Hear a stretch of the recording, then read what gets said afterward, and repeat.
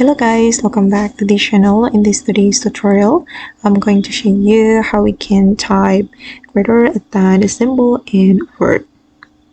Okay, let's get into it guys. First of all, I'm going to open up my Microsoft Word on my computer and I'm going to create new document.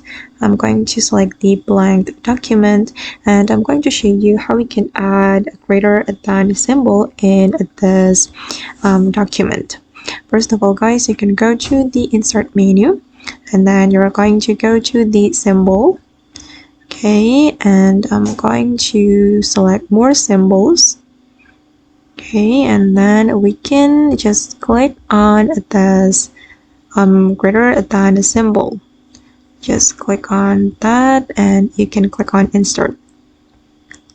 Okay, and now as you can see guys that this greater than symbol has been added to my document.